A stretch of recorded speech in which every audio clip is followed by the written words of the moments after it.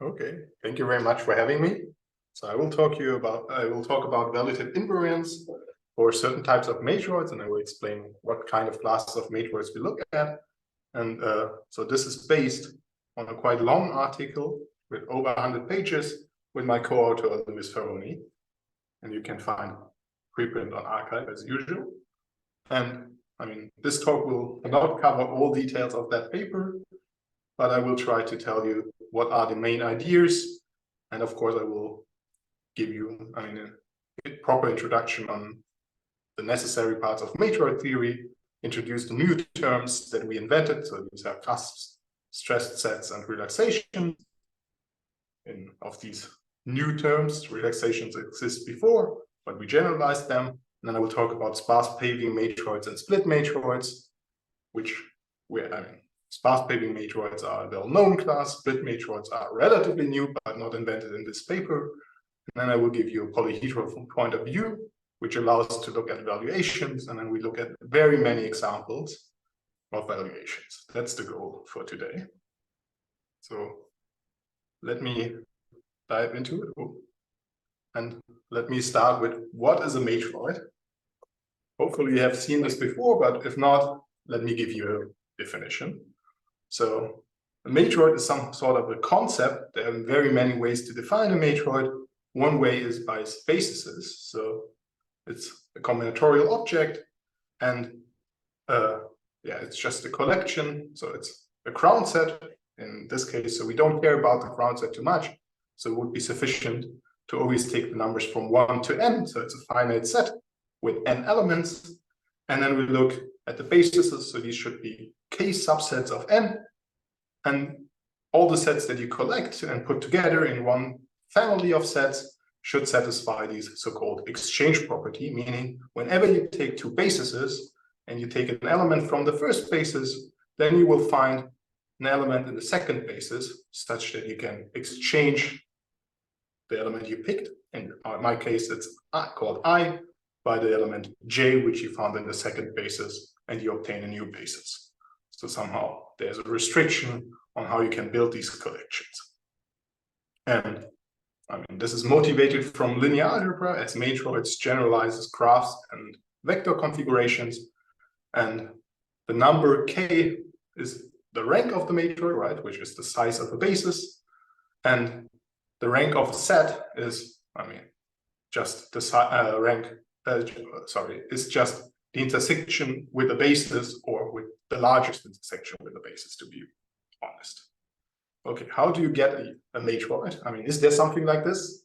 You can write down a lot of axioms, and then you have to check if this makes sense in any way. So clearly, you can get a matroid by just taking the uniform matroid, which is, you take just every k set, then you automatically have the exchange property, and this is a perfectly fine and very important example of a matroid.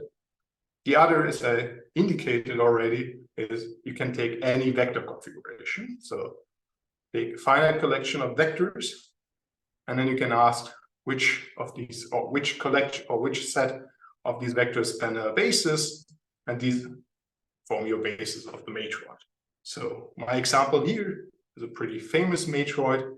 So consider the columns of the matrix, right? So this is a 3 by 7 matrix. So I have picked 7 vectors in space.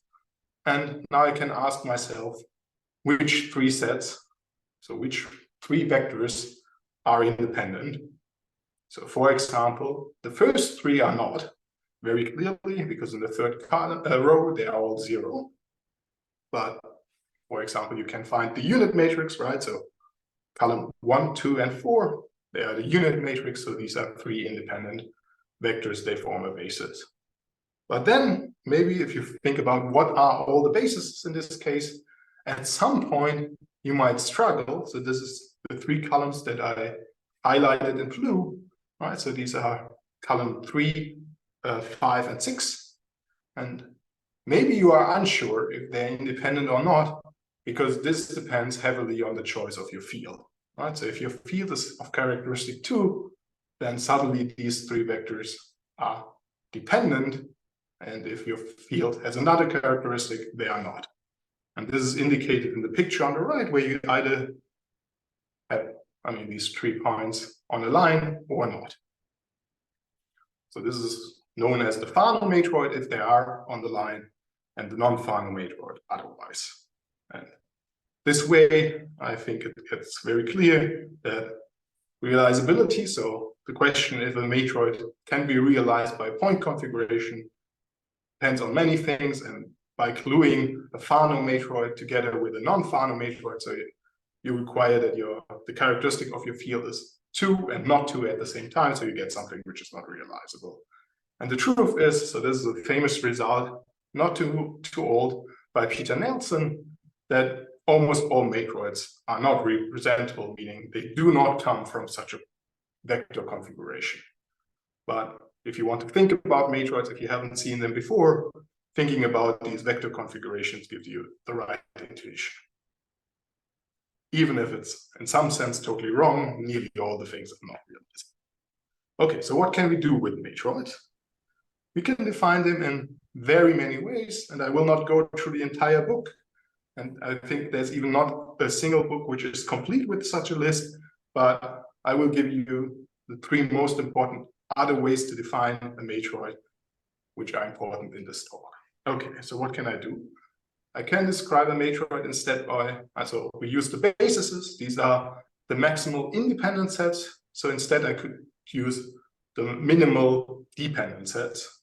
They are called circuits. So a circuit is a subset of n.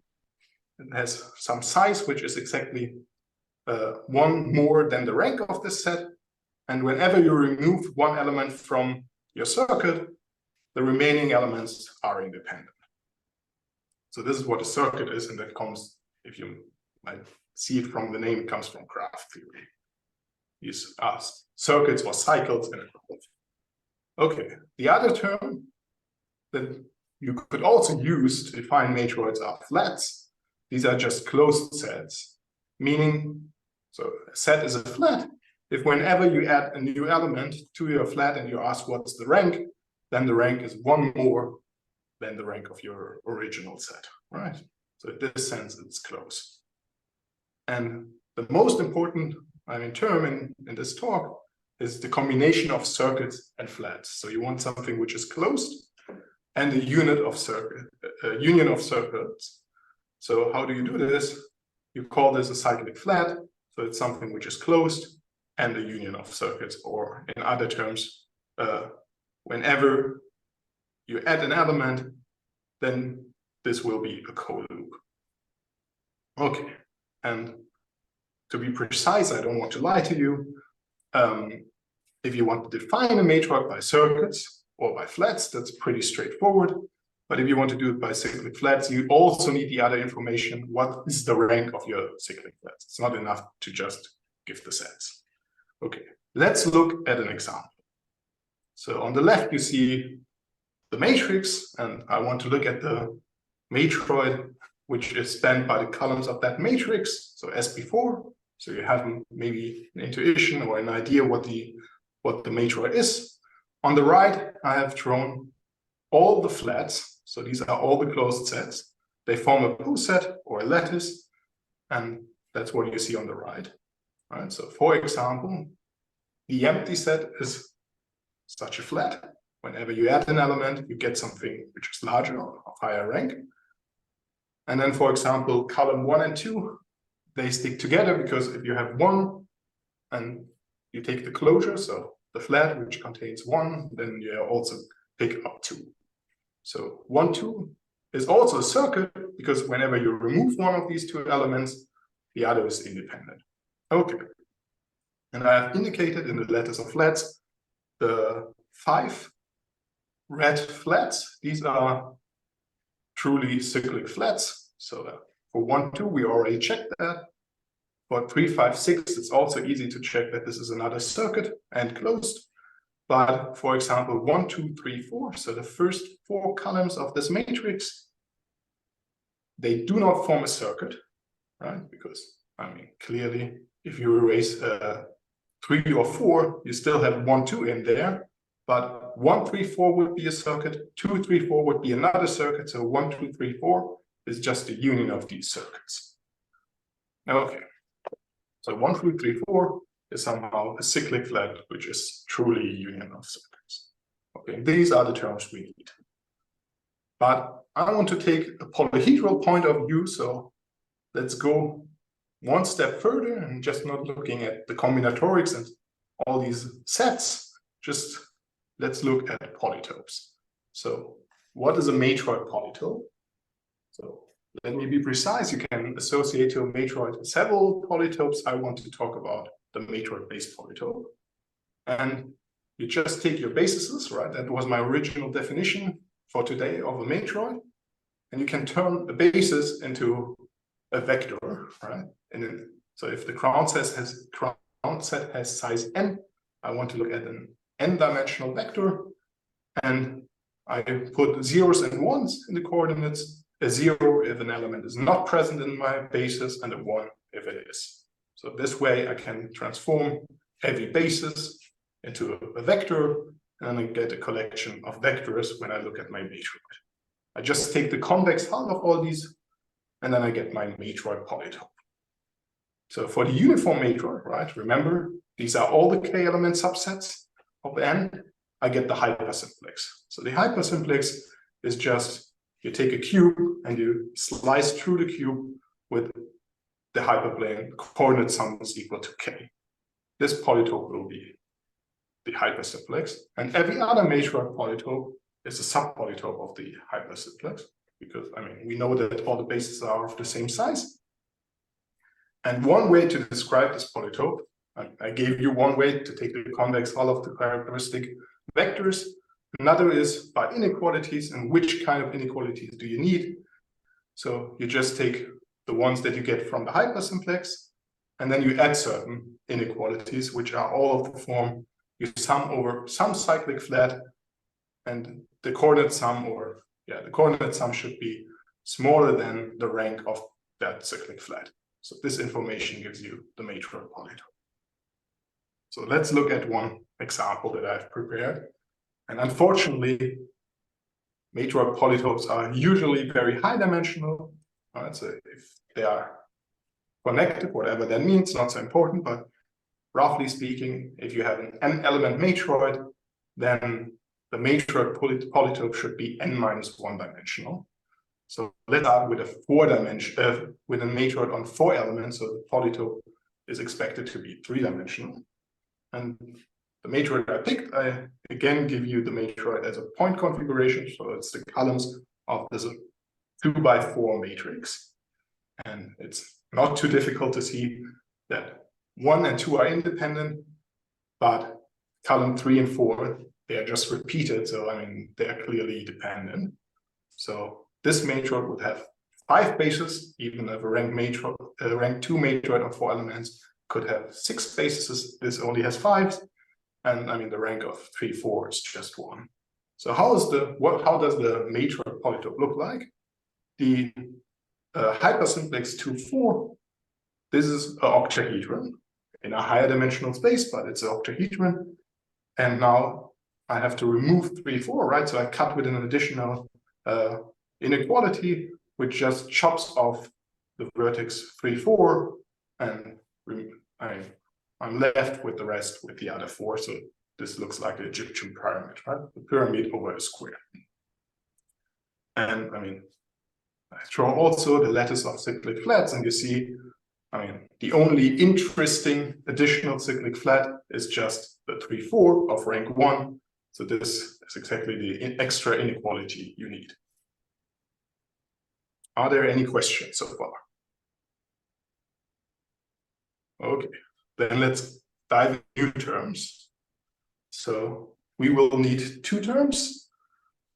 So fix a matroid of rank k on n elements. That will be always the setup. Then we need the term cusp. So what's a cusp? Cusp of a set could be any set.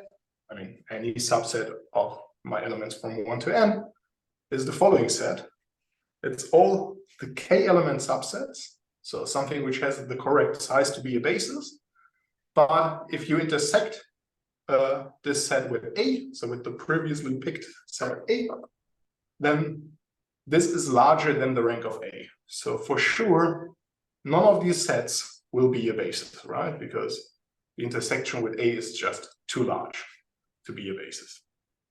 So these are non-bases which are somehow depend on A. And the other term that I need is a set to be stressed. So when do I call a set to be stressed? A set is stressed if both the restriction to that set and the contraction to that set are both uniform matroids.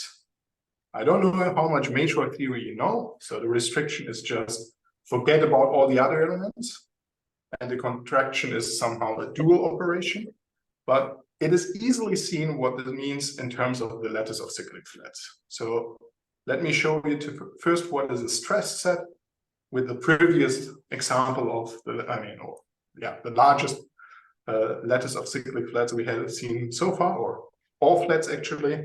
So the following set is stressed, for example, the set 3, 5, 6. Right? So if you look at the lattice of cyclic flats, there's somewhere in red marked the set 3, 5, 6. So the restriction is just what is in this lattice below. Right? So below it looks like the empty set, then all the sets 3, 5, and 6, so the singletons, and then the entire set 3, 5, 6. And that looks like a uniform matroid. So this is fine. And then the contraction is the upper part, which is just 3, 5, 6, and the entire set 1, 2, 3, 4, 5, 6. This also looks like a uniform matroid. So the set 3, 5, 6 is stressed. But for example, the set 1, 2, 3, 4 is not. Yes, the upper part, so the contraction looks like a uniform matroid, but the lower part, so the restriction, does not, because there's 1, 2, these are two parallel elements, and this is not a uniform matroid. So it's not just, does it look like a uniform matroid as an abstract coset? No, really as the set. So there are two parallel elements in a rank 2 matroid, and we don't want to see that. Similar, set 1, 2 is also not stressed. The lower part, which is just the empty set in 1, 2, would be fine. This is just a rank 1 matroid, but the upper half has this set 1, 2, 3, 4 in there, which is just too large. Okay, and what's the cusp? I mean, just let us take a look at the previous example of the octahedron. So 3, 4 could be my set A, and then the cusp of 3, 4 is just 3, 4 itself.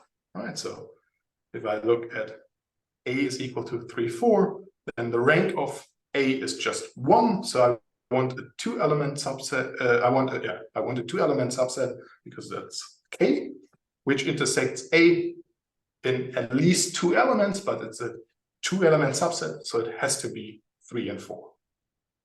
Okay. So these are the terms we need. So what can we do with these two? We can combine them. And this is pretty nice and neat. So let's take a matroid with, let's say, the bases are B. This is a collection of all these K-element subsets which form the basis. And then I pick some set A, which is stressed. So a nice set. Then I can enlarge my set of bases by the cusp, which is nice, right? We know they are of the correct size. So there's the size, there is a chance that they are bases, but they are not for my original matroid M. But I can just add them, and I get a new matroid, which is the relaxation of the matroid. And yeah, so I mean, the theorem is that this is a matroid. And this is a generalization of relaxation, how it is known. If you look in the standard literature, like Oxley, you will find it, but only for a certain type of stressed sets, which are of rank K minus 1. So the rank of the matroid minus 1, and they have to be circuits. So it's a very special case, and we are going a little bit further here. And I mean, let's take one example again. It's again the octahedron, but we do not start with the octahedron. Let us start with a square, right? So this is the matroid, which only has 4 bases, 1, 3, 1, 4, 2, 3, and 2, 4. So this is a square. And now I can relax this. And there is a choice, right? Which set should I relax? So what is my stressed subset? it could be either 1, 2, or 3, 4. It doesn't matter. So let's take 1, 2 first.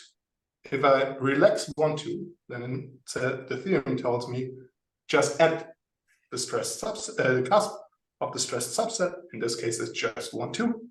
And this way I get the Egyptian pyramid. And now I can do it again, right? So I can pick the stressed subset 3, 4, relax it, and then I get the hypersimplex, the entire uniform matrix, so to say. And this process of relaxation doesn't depend on the order how I pick my stressed subsets. So if I relax all of them, in the end, I get, it doesn't matter in which order I did it. Okay, so this is pretty nice. But why should you care? Because you can describe nice classes of matroids by relaxation. So one of these nice classes is a very famous class. These are the paving matroids. A matroid is paving if all the circuits are either of maximal size, that's the rank of the matroid plus 1, or one element shorter, which is just k. Right, so you allow, I mean, it's very restrictive in some sense, but this is a large class of matroids and very interesting, but also well structured. And the dual is, I mean, if some matroid is paving and its dual is paving, whatever that is, then we call such a matroid sparse paving. And I can express this in terms of the original matroid. Then I want that the circuit is also a flat. Right? So if every circuit which is short, so has just size k, is a flat, then my paving matroid is indeed a sparse paving matroid. And there's a very famous conjecture by Chow and Schröter from the 70s, which I think the first time appeared in the literature in a formalized way in a paper 2011. But this claims that almost all matroids are sparse paving. So if you count for a fixed size of ground set, how many sparse paving matroids are there compared to how many matroids in total are there, then this quotient should turn to 1 as the size of your ground sets increases and goes to infinity. Okay, so whenever n approaches infinity, this limit should be 1. It's a conjecture, it's not proven, but this already tells you that, I mean, these sparse paving matroids, even if they're by definition quite restrictive, are very many and one should study them. And there's another nice way to describe these sparse paving matroids, which you could also use as a definition, and this is exactly by relaxation, right? So a rank k matroid is paving, and if and only if you relax all the stressed rank k minus 1 flats, and then you get the uniform matroid. So our previous example of the square is obviously a paving matroid, right? Because after relaxation, I mean the relaxation of 1, 2, and 3, 4, I obtain the hypersimplex, the uniform matroid. That's wonderful.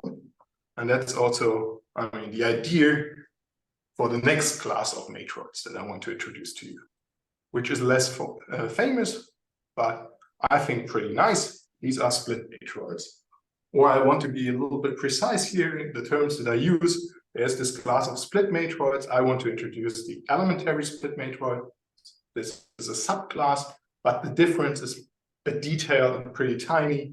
Every connected matroid, which is elementary split, is also split, or actually everything which is elementary split is split, but every connected split matroid is also elementary split. So therefore, it's a minor issue which of these two classes you look at. Okay, so they originally come from polyhedral point of view and polytopal splits, whatever that is. But let's take the following theorem as a definition for you. So a matroid is elementary split if and only if, after relaxing all the stressed flats, so this time it's not bounded to the rank, you obtain the uniform matrix. So this is a generalization. And there are nice papers about split matroids. There's a characterization of the minors. I mean, it's maybe also not obvious that they are minor closed, but they are. They're closed under dualization. They have a lot of nice properties. And you get even nicer properties if you look at these elementary split matroids. Then also the excluded minors are a single matroid. Okay, so I want to give you an example or also a definition, right? So this example is both. So how does such an elementary split matroid could look like? And the easiest case is you start with something which is disconnected. So in the polyhedral sense, it is you take two of these uniform matroids, and then you just take the product of these polytopes. This is another matroid polytope. And in terms of matroid theory, this is the direct sum. So you have now this direct sum, like the square we had before, and then you pick one of the stressed sets. So this matroid has two stressed sets, either the ground set of your first summand or of the second. You have a choice. Let's just take the second one and then relax this. This is our definition of a cuspidal matroid. And so this Egyptian pyramid is one example of such a cuspidal matroid. And that's what we are interested in. Let me say, the conjecture that we saw before. So, first of all, the theorem that I just gave you immediately shows that all the paving matroids are also elementary split, right? Because, the theorem about the paving matroid was just more restrictive and asked for you relax only the k-1 sets. This time you are free to relax more. So there are more elementary split matroids than paving matroids, but every paving matroid is an elementary split matroid. But even more, so we believe that if you remove all the paving matroids, then still the elementary split matroids should be dominant, meaning even then most things are elementary split. But who knows? So feel free to prove it. Okay. So let me say a little bit about the polyhedral point of view of these operations of relaxation and split matroids, right? So this goes toward the next step. So if you have a matroid and you look at a stressed subset and you relax, then you add these cusp. So how does this look like in a polyhedral point of view? What you do is you take your original matroid polytope and then you add the cuspidal matroid to it. You get a new matroid polytope, which is just a relaxation. And even better, the intersection of these two polytopes is also predefined. It's just the direct sum. That's why we started for the cuspidal matroid with this direct sum of uniform matroids and relax that. So this is the picture, and maybe this is quite complicated if you see it the first time.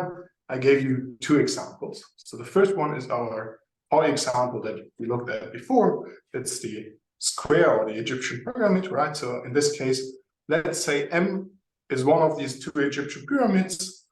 If it's the upper one and I relax, I get the octahedron, right?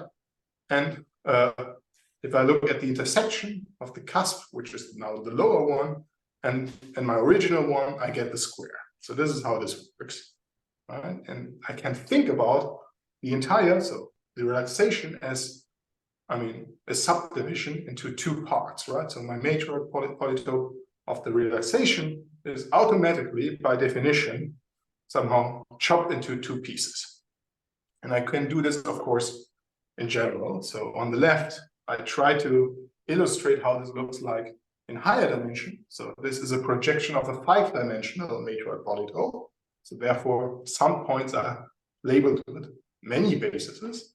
But again, so this looks like the gray shaded matroid polytope. This has two stressed sets. So one of them is 1, 2, and the other is 4, 5, 6. So both of these sets are stressed. And then the cusp, which belongs to 1, 2, is just, the left piece that you can see there. That's pretty easy to understand. But then the right-hand side is a little bit, the cusp is a little bit larger, right? So in the cusp you add 4, 5, 4, 6, and 5, 6, but still this is just another cuspal matroid that you can glue. And if you relax both of them, I mean, you get a subdivision into 3 maximal polytopes. And the intersection of these pieces are always products of uniform matroids, or direct sums of uniform matroids, I should say, or products of hypersimplices. Okay, so this is the idea. Why is this useful? This is very useful because there's this term of valuations which tells us something about these types of subdivisions. So evaluation is something which people study for a variant of reasons, and we will see in a moment why matroid-minded people should study them. But this is not even restricted to polytopes. You can study evaluations of smooth convex bodies if you like. But okay, let's stay for this talk with polytopes. I guess it's complicated enough with all these new terms. So let's pick a family of polytopes. Think about matroid polytopes, for example. And pick your favorite abelian group. We will denote the, composition of group elements by plus. If it's abelian, that's the standard way, right? So we have a commutative group. And now I want to find a map from my polytopes into the group, which does the following. Maybe you are lucky, and the following 4 objects are all polytopes. P and Q, so that you start with 2 polytopes from your set, but usually the union of polytopes is not convex, but maybe you are lucky and they are, and they form a new polytope, as well as the intersection of your 2 polytopes, right? So now you have, maybe you're in a very lucky situation, you have 4 new polytopes, and they are all in your previously defined family. Then the following condition should hold for evaluation. The valuation of the union of your polytopes plus the valuation of the intersection should be the same as the valuation of your 2 original, or the sum of your 2 original polytopes. Every function which satisfies that is a valuation. And in this talk, as I indicated before, we will either look at all the matroid polytopes of a given ground set, or even go a step further, and we don't care about the ground set anymore, and we will look at all polytopes which are matroid polytopes. Okay, so why is this nice?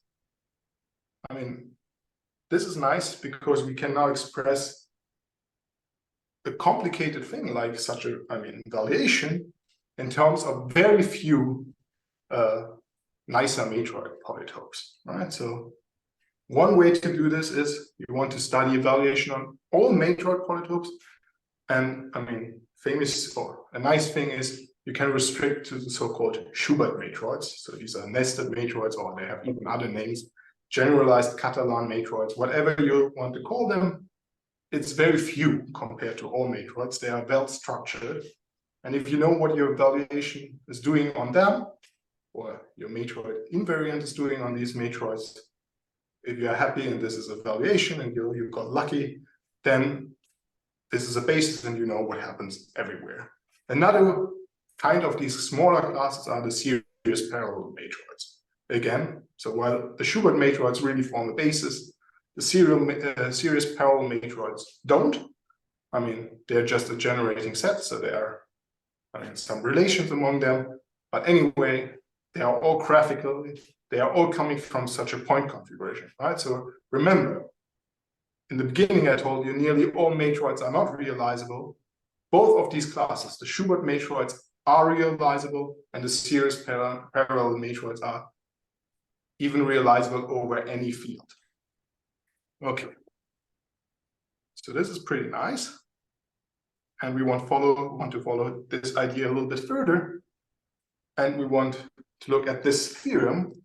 So what does this theorem tell me? So it might look pretty simple, but I think it has a lot of power, and this is the main theorem of the talk. So if you want to know what is a valuation on some elementary split matroid, then this theorem tells you, if you have a valuative invariant, so it means your map is the valuation, and furthermore, coordinate transformation or permuting the ground set doesn't change the value of this function, then it's easy to compute the valuation of such an elementary split matroid, and it's just a combination of the valuation of a very few matroids, which are the cuspidal matroids, which include the uniform matroid, which you need 2, and also direct sums of 2 uniform matroids. That's all. So you need basically 2 small classes, right? The direct sums of uniform matroids and the cuspidal matroids, and then you are done. From there, you can easily compute all the elementary split matroids. And remember, we conjecture that nearly everything is an elementary split matroid. So from these few matroids, you can compute suddenly all matroids, and it's pretty easy. I mean, I have written down the formula here, and you see the most complicated part, and this is something you shouldn't underestimate, is to figure out what are these coefficients lambda, which count how many stressed subsets you have of a given size and a given rank. Okay, so let's dive into let's see how this theorem acts, and let's look at all these examples of valuative invariants. I cannot give you all the examples, but I will try to show you valuative invariants of different flavor. So let's start with something which is very polyhedral. All right, so the easiest valuation can come up with, even for convex bodies, is just the volume. So the volume is clearly a valuative invariant, right? So if you reflect your polytope and you change the coordinate, you permute the coordinates, the volume isn't changed. Perfect. It's a valuation because, if you have the volume of the union of 2 things plus the intersection, then it's the same as the 2 original objects. This is true for every, sigma algebra, if you like. And what does our theorem tell us now? This is what we summarize in this proposition. So let's take an elementary split matroid and just compute the volume for the cuspidal matroid and the uniform matroid. I don't have to compute the volume for this direct sum of uniform matroids because this is a lower dimensional polytope. The volume will just vanish. Okay, the volume of a uniform matroid is just counted by the Eulerian number. This is pretty famous and nice. So this is already done. And now I just need to figure out what's the volume of a cuspidal matroid. This is counted by certain types of permutations. So I just have to count permutations where I had k-1 descents in total. And then in the first n-h, where n is the size of my ground set and h is the size of my cusp, of my stressed set, sorry. So in the first n-h entries, I want k-r descents or fewer. So if I count these permutations, they roughly give me the volume. I just have to normalize this. So this way I get immediately a nice formula for the volume. And if I restrict further, right, so there are many elementary split matroids. If I, for example, restrict to the sparse paving case, I recover a formula that Ashraf came up with a couple of years ago. Okay, so pretty nice and neat, but maybe the volume is a little bit boring. So let's go one step further. Another polyhedral type of invariant is the Ehrhart polynomial. So what is that? Probably you haven't seen this, or maybe you have, even better, right? So the Ehrhart polynomial counts lattice points in dilations of your polytope. So you take your favorite polytope, which hopefully is a matroid polytope, and then you dilate this, so you flow it up by a natural number. So you get another integer polytope, and you count how many integer points are there. And it turns out that's the surprising part, right? So this is the famous theorem of Ehrhart, that this is a polynomial in your dilation factor. And this polynomial is called the Ehrhart polynomial. And as we just count lattice points again, it is immediately clear that this property that you have, if you have the union of 2 sets and the intersection, and you count the lattice points in both, this is the same as counting the lattice points in the one and in the other. So that this is a valuation is nearly trivial again. And why is this interesting in this case of matroid polytopes? There was this very long-standing conjecture that the Ehrhart polynomial, so if I look at this polynomial, which is quite indirectly described, right, and I look at the coefficients, then all these coefficients should be non-negative. And I mean, it's a relative new result from 1 year ago, or the publication is 1 year ago. I think the result is 2 years old by now. This conjecture is wrong. So how can you construct such a counterexample? It's again our nice theorem. So how does it work? Okay, we need to find a formula for the Ehrhart polynomial of the uniform matroid. Luckily, Katzmann did that in 2005 for us. Okay, step 2 is find a formula for the Caspital matroid. Okay, luckily Louis Ferroni did that. And okay, you also need the Ehrhart polynomial of the direct sum of two uniform matroids, but this is just the the Ehrhart polynomial of the uniform matroid times the Ehrhart polynomial of the other uniform matroid. So this is done if you have the formula for the uniform matroid. So we have all the pieces. Now the tricky part is, and I told you, the coefficients, right? So look at the coefficients. You need to know what, I mean, in this case, a lower bound. How many of these cusps can a sparse paving matroid have? And there's a nice way to, it's a coloring trick to find a stable set in the graph of the uniform matroid. So this gives you a lower bound, which is just 1 over n choose times n choose k. So you can find that many cyclic flats. And this way you just need to do, I mean, a little bit of computational work, right? So best done by a computer, right? So you type in what the Ehrhart polynomials of all your pieces are. The computer computes it for concrete values. And this way you can find or search for counterexample. And I mean, yeah, it works. And again, I mean, it's just this nice theorem which makes it very concrete, and you can compute, in this case, the Ehrhart polynomial of very, very many matroids in very, very short time with a computer.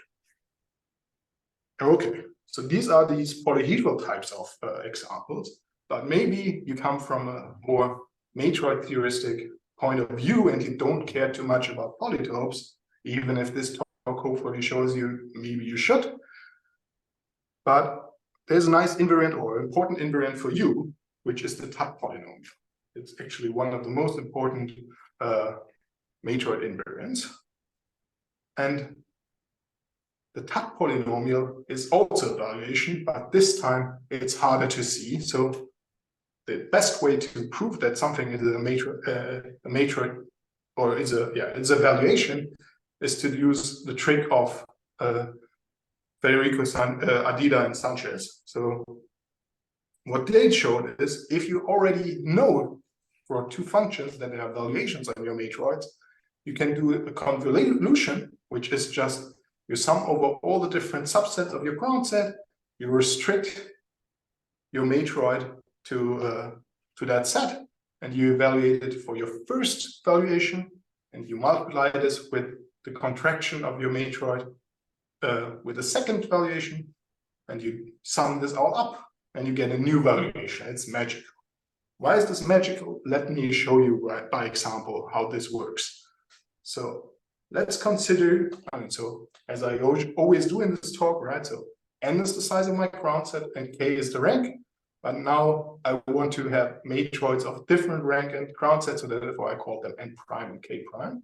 So my first valuation on the matroid n prime is just some, variable, which I call y minus 1, but doesn't matter, right? Even if I shift by 1, that is also just, that doesn't change if something is a valuation, so it's just some unknown thing, and then it's to the power of n minus k, or n prime minus k prime, right? It's not this n and k, which is fixed for all matroids, it's the values for my matroid n prime, but they are fixed, right? So if I fix the dimension of my space and the rank, so then, this is just a constant. So I label every matroid with the number y minus 1. This is obviously a valuation, right? I mean, on the left of the condition that we had, I write y minus 1 plus y minus 1, and on the right, I do it the same. So this is a valuation. And I do the same or almost the same for my second valuation, which is now another variable, x, so or more precisely x minus 1, and I raise this to the power of k prime. So at this time, I don't even care about the size of my ground set. It's just the rank of the matrix, which I take as the exponent. Okay, so two pretty easy valuations, but now the magic happens. I put them into the formula by Adida and Sanchez, and I look at the convolution. So if I convolute them, I get a more complicated expression, right? So it's the sum over all the sets, yi to the size of my set minus the rank of the set. So this gives me the first part. And then for the second part, where I take the contraction, the exponent should be the rank of my matroid M. So it's not k prime, it's the true rank of my matroid minus the rank of the set. Okay, so this is a nice formula. And this, I mean, formula is exactly the definition of the Tutte polynomial. So this way, I get nearly for free that the Tutte polynomial is a matroid invariant. And of course, I can now specify. So I can substitute my values by something and I get another valuation. So for example, I could substitute x by 1 minus t and y by 0. Then I get a polynomial in just one variable.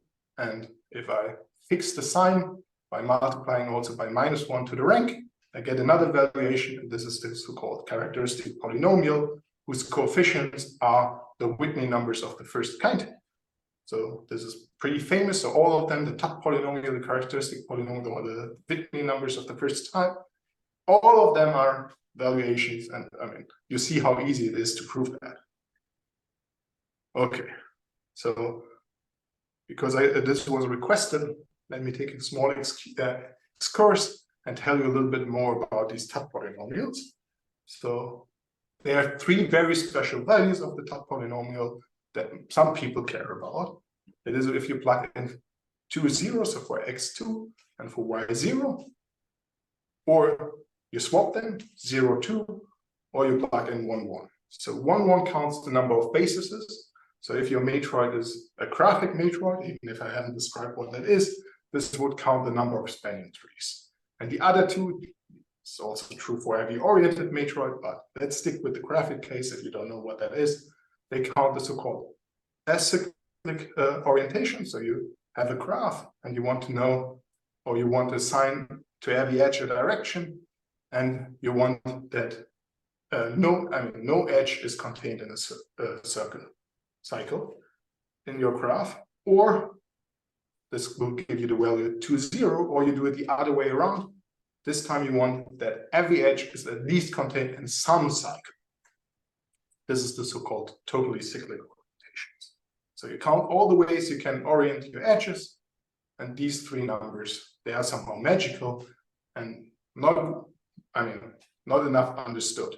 Because there's this famous conjecture of Marino and Welch, which originally come from graphs, but easily is generalized to matroids, which ask for the following: the maximum of the two numbers, right? So evaluating the Tutte polynomial at 2, 0 and 0, 2 is larger than the number of spanning trees or bases, or just the evaluation of the Tutte polynomial at 1, 1. And then you can even strengthen this conjecture, and you can ask for the sum of these two first values should be larger as twice the third value. I mean, I hope it's automatically clear to all of you why the second one is stronger than the first one. And then by using that, the geometric inequality is stricter, or is more restrictive than the arithmetic inequality. You can even go one step further and ask for the product of these two values should be larger than the other value squared. And so this is an open conjecture, but what can we do? So we proved in another paper, it's not the same paper as the main body of this talk, otherwise it would fit better, but we could prove that for all the split matroids, this conjecture holds true. So pretty nice. and again just uses how nicely split matroids are. Let me say a few words about the proof before we continue and return to valuations. So first of all, of course, we only have to prove the strongest of these inequalities for split matroids. We don't want to look at matroids which have loops or co-loops, because if this is the case, then the left-hand side would be 0. So we ignore that case, and we look at all the valid split matroids. And the key ingredients is 2 results. One is the proposition that I spelled out here. The other is a result by which you can find either in a paper of Noble and Roy, or by Chow, Martinez, and Ramirez. Both have this result and proved it, I think, independently. That tells you so their result tells you if you find an element in your matroid or graph, and you look at the restriction and contraction of that element, and the new matroids both satisfy this inequality, so will your original matroid. Okay, so this deals already with a lot of cases. And then our proposition that deals more with split matroids. It's just using the properties of split matroids. So if you have a connected split matroid, so connected here means, if you think about the polytope, it's full dimensional. Full dimensional means codimension 1-dimensional. That's the highest matroid polytope can be. And you have no loops, no co-loops. Then let's assume we are not in this other case. So let's assume for every element E, either the contraction or the contraction or deletion has a loop or co-loop. So this just tells me I'm not in the situation where I can apply the lemma or proposition that I just told you about. Then my split matroid is, very restricted to, and has to be of one of the following forms. Either the rank or co-rank of my matroid is 1 or 2. So either a matroid of rank 1, 2, or co-rank 1 or co-rank 2. They're not, they behave much, much nicer than the other matroids. So it's easier to analyze them.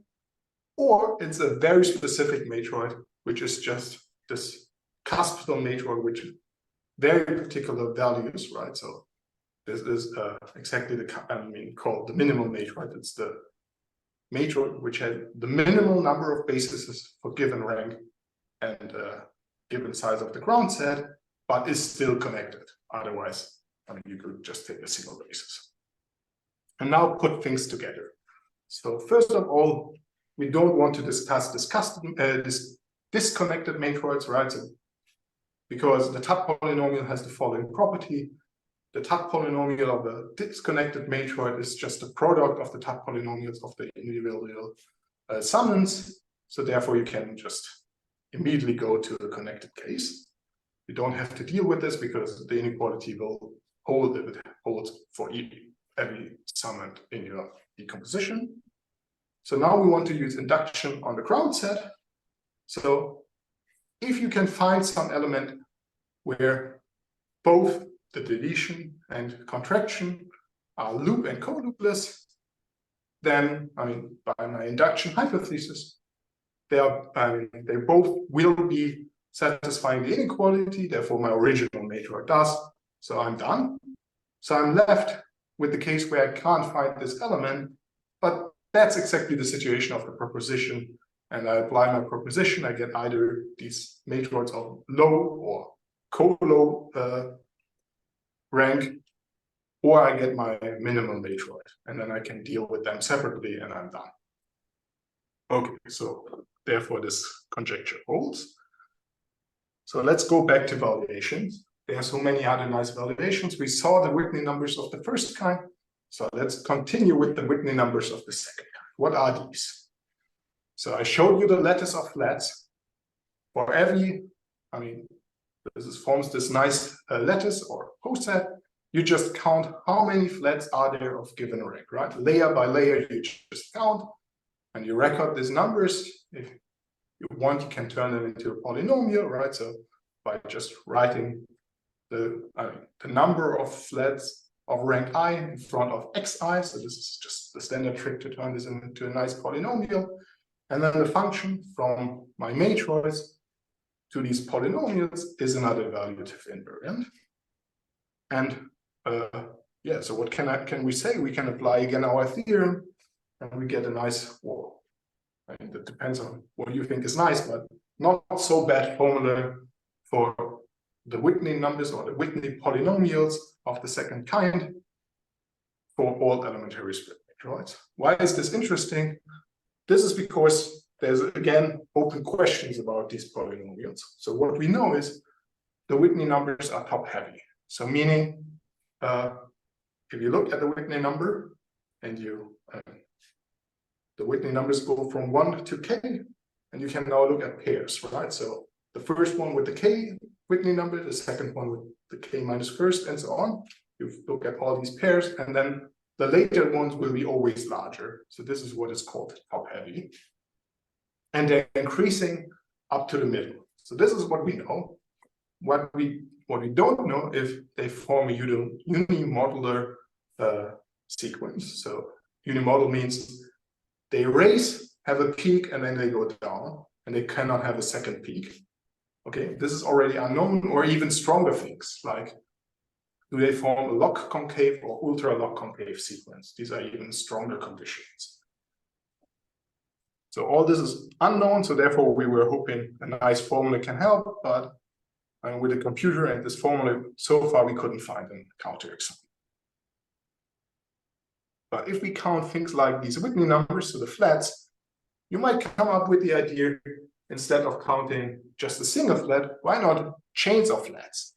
Again, you can do this, and we can still, again, record this in a polynomial. This is the so-called chain polynomial. For some technical reasons, we inverted the exponent of the polynomial, right? But so we count chains of the given length, and we record that in our polynomial. So here's an example. So for the letters we have seen so often by now, we can count how many flats are there in total. This hopefully should be 14, right? So, or actually it should be 16. I want to ignore the top level and the bottom, so I ignore the empty set and the entire ground set. And then I'm left with the 14, so the 5 rank 1 sets. And then 1, 2, 3, 4, 5, 6. Oh, this is 11. Why should this be 11? True, okay. I'm the other way around. I forgot that I should invert the exponent. Okay, so there is, of course, one empty chain, right, which has only the bottom and the top. So therefore, the leading coefficient will be 1. Then I just showed you that 5 plus 6, that's the 11 for the linear term. And now, how many ways are there to have chains of length 2, or if you count the bottom, or include the bottom and top, then of length 4, right? So there you have to count a little bit, but there are 14 in total. And this is my polynomial. And there are questions about these polynomials, which are, again, I mean, maybe it's nicely that they're open or not, because there's some work to do to solve these questions, but also we don't know how to solve them. But so one pretty nice question about them is, these polynomials that I just wrote down, are they real rooted? It's open. Again, we can apply our theorem, get a nice formula for these chain polynomials, as they are, again, valuative invariants. And I mean, the formula is not too bad for paving matroids, but again, this is all we have so far. There is a proof that for paving matroids, so where this formula applies to, the conjecture holds. Even if they didn't use our formula, the conjecture there is true. So these polynomials are all real rooted. Okay, so there's another nice algebraic invariant which got pretty famous the last years, right? This is the Chow ring of a matroid, which, I mean, famously got introduced by June, Karim, and Eric. So what's the Chow ring? Probably all of you know, but let me repeat it just for completeness, right? So I have a matroid, and now I want to associate to the matroid an algebra, or the following quotient, right? So I take a polynomial ring, and what are my variables for every flat? And again, I want to exclude the bottom and the top. I take a variable, so my variables correspond to the proper flats of my matroid, and then I want to quotient out by two types of ideals. So one is the quadratic things. So two of these flats might be compatible, meaning one is included in the other, or incompatible, they are not. And whenever they are not, then I want to quotient out by the product of these two variables corresponding to these two flats. Okay, so these are my quadratic relations, and the other are linear relations. So I want, for every element, I just sum up all the flats which contain that element. I can do that for a second variable. I take their different, and that's the original definition. I quotient out by this. Okay, so this gives me a nice algebra, or in this case, a ring. And this ring, quite famously, I mean, the main reason why people studied this, so it's actually not defined by Karim, Ehrhart, and June. I lied there, sorry. This is in a paper by Sturmfeld and Feichner, I think. No, by you and Feichner introduced. But the most famous appearance of this is in the paper that I mentioned, because they satisfy the Kähler package, and you can prove using these Chow rings that the coefficients in these characteristic polynomials, so the Whitney numbers of the first kind, form a log concave sequence, right? The question of the type that I raised before. And what is the connection of this Chow ring to my valuative invariants? It's the following. So I can take actually any Chow ring, but let's take the Chow ring of the free matroid. So this is the largest of these Chow rings. And I can look at a map. I mean, the map which you can find in my paper, for example, very explicit map, which maps a matroid polytope to an element in the Chow ring, right? So this is a map which you can, I mean, it comes up from these simplistic generators of the Chow ring. So this helps to describe how this map works, but it's an explicit map. And now this map is a valuation, okay. And you can describe other, I mean, you can cook up homomorphisms from this valuation. You can cook up other valuations from homomorphisms between your Chow ring and any group, and vice versa. You can also, if you have such a homomorphism, come up with a new valuation. So the other way is, I mean, it's pretty easy, right? If you have a homomorphism, you just concatenate this with this very special map, and you get a valuation. That's trivial. But the other way, I mean, you have to prove something, right? So every valuation factors through this map theta. Okay, so this I think is pretty nice. So in other words, studying certain types of valuations, those which vanish on all matroids with loops, is the same as studying homomorphisms from a Chow ring into a group. Okay, so that's pretty nice, but you can do even more with Chow rings.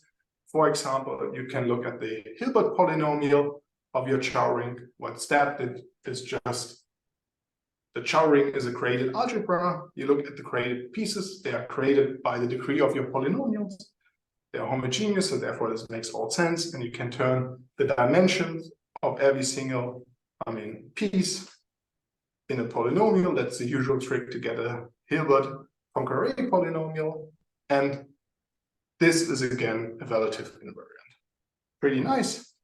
This invariant, or its polynomial, is even palindromic. We can say what the degree is, and we know that the coefficients are unimodal in this case. But again, this is the fun of the talk. They are again open questions. So one open question is, are they also log concave, ultra log concave, or the strongest version, are they these polynomials real rooted, which would apply all the others? This is open, another job maybe for you to prove. So let me try to come to an end. even if there's much more to say. So in summary, what did we saw in this talk? We saw there's this large class of split matroids. They are well structured. You can disprove conjectures by looking at split matroids.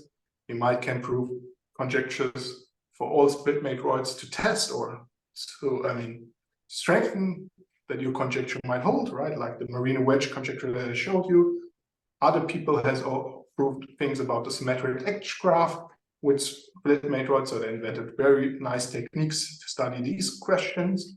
So split matroids are indeed quite well structured, but then also you should study evaluations, because many of these matroid invariants are evaluations, like the Ehrhart polynomial, the Tutte polynomial, all the Whitney numbers, the Hilbert Poincaré series.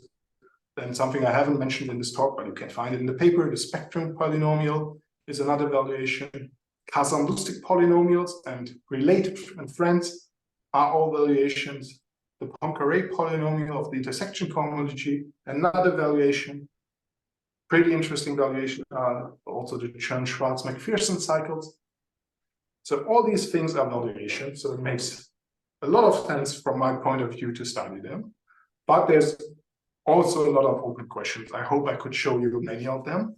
So let me end by looking at a few more examples, even if I don't dive too much into the details. So there are these Kazan-Lustig polynomials for Coq-theta groups. That's the original appearance of Kazan-Lustig polynomials. That's how these two people studied them. But then I think mainly Nick Proudfoot looked at or generalized them to matroids, or adapted them. They are not generalized, they are quite different. But what they could prove is that the coefficients of these Kazan-Lustig polynomials are all non-negative, and there are many open questions about these polynomials because they are hard to compute. Even the definition is a little bit complicated, and it's a recursive definition. So what is open is there the upper bound coefficient-wise on these polynomials, and is the upper bound given by the uniform matroid? So this is an open question. What we could prove by using our techniques for split matroid is this conjecture holds true for all rank 2 matroids, and all rank 2 matroids are split matroids. Then our techniques also are applicable to situations where you don't have valuations, like Spire's G polynomial. It's not a valuation, but it's a co-valuation. So something similar, slightly differently defined. And also there you can use these techniques and study the G polynomial, for example, for all sparse paving matroids. And there it's true, the coefficients are non-negative. And maybe the main and most urgent question, if you want to follow this approach, is what can you say about these values lambda? So in this formula, remember the main theorem. The tricky part was not so much what is the valuation on the uniform matroid, the direct sum of uniform matroid or the classical matroid, even if this can get quite complicated. The main question is, what are these coefficients lambda that appear in the formula? And so the most urgent question is, can you give good bounds on them? So for the sparse paving case, I think they are pretty nice bounds, but maybe you can improve them. And even other disciplines than matroid theory, people would be very happy if you can find good bounds, because this is also very relevant in coding theory. But I mean, there are these, so we use this 1 over n times n choose k to disprove this conjecture by De Loera et al. But yeah, maybe you can do better. And which is widely open, what if you do not stick with the sparse paving case? What if you really look at split matroids or elementary split matroid? What sequences of coefficients can you get there? Okay, that's maybe a good point to end. Okay, thank you very much for your great talk. Yeah, let's thank the speaker. Are there any questions from the audience? Can I ask a couple like general questions? So okay, so it said earlier, if I recall correctly, like that you think that maybe like almost all like non-paving matrices are elementary split. Do you have any like estimates or some kind of like quantitative evidence towards this? Like, I mean, I was just kind of thinking about the result, the log version of like the claim that almost all matroids are paving. So I was wondering if you have some kind of estimate for how many elementary split matrices you have. I mean, where is it? This is a pretty, I mean, something which I haven't looked at in too much detail. Here it is. Okay. So, yeah. I mean, long time ago, I looked at the question, almost all split matroids paving or sparse paving, which is the same anyways. If you prove one, you get the other. Right. Or the question, are almost all matroids split? And I couldn't prove it, but maybe you can. I would be very happy. And this particular question, are the non-paving matroids elementary split? I didn't look into it. The only thing, that I did, where I can be very precise, of course, I looked at different cases, but so something where you can say something, I looked at the database. So there's a database for all matroids of small ground set. Small ground set means up to 9 elements. There are even a little bit more in the database, but this is the last ground set where you have all the matroids, because for rank 5 and 10 elements, there are just too many matroids.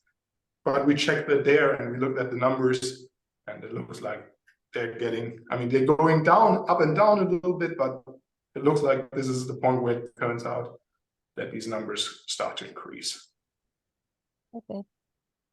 And the second sort of general question is, let's say you're interested in, say, like linear subspace arrangements instead of like hyperplane arrangements. Like, is there any way to generalize any of this to like things with polymatroids, or like what sort of issues would come up? Yeah, that's a nice question. I think there should be, because the definition for a split matroid comes from, you want to split, so you want to cut your polytope into pieces, right? So this is the idea, and now you want to repeat this, right? So you cut it in 2 pieces, you cut it again, and you want to do it in a way that these pieces do not intersect in a weird or bad way. So meaning the hyperplanes that you cut with should not intersect in your original polytope, in the interior of it. The boundary is fine, but the interior would be bad. This is what a split matroid is. So of course you could do this for, polymatroids and see what you get, and if this is a useful notion.